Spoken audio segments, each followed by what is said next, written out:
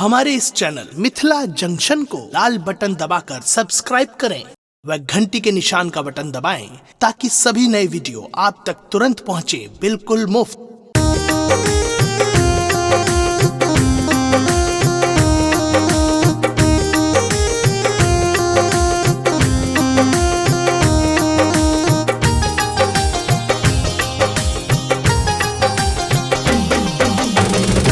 अपने सुन रहे छी गंगा कैसेट की प्रस्तुति।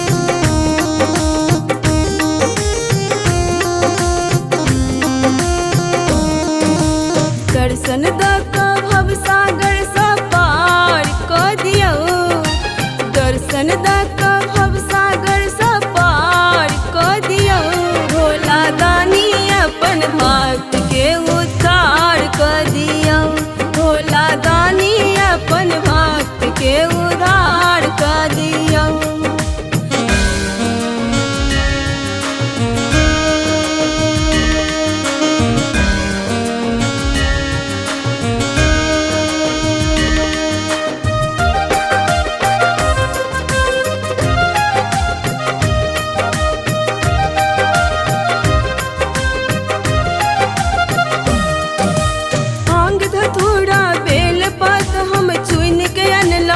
बाबा जल चढ़ायब दूध मिला का तन मन सा करब सेवा।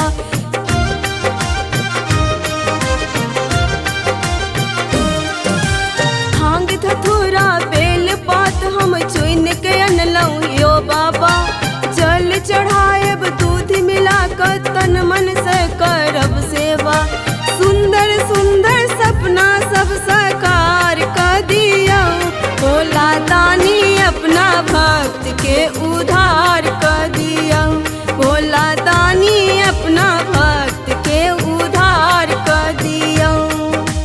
दर्शन दका भव सागर सा पार कर दिया, दर्शन दका भव सागर सा पार कर दिया। भोला दानी अपन भक्त के उद्धार कर दिया, भोला दानी अपन भक्त के उद्धार कर दिया।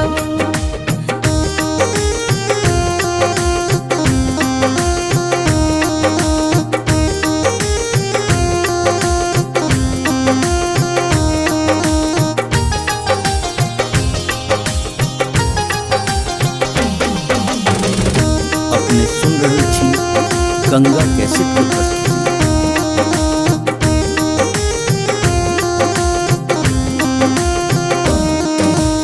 उगना बन कैलौ बाबा धन्य बनैलौ मिथिला के, आइ क शंकर पावन करू हमरो मन के अंगना के।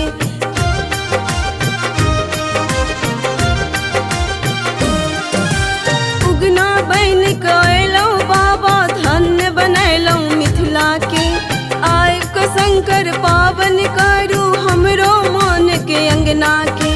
भक्तों पर भोले बाबा उपकार कर दियो, भक्तों पर भोले बाबा उपकार कर दियो।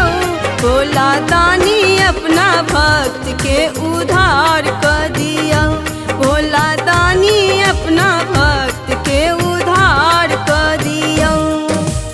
दर्शन दका भव सागर सा पार कर दियो, दर्शन दका भव सागर सा पार कर दियो।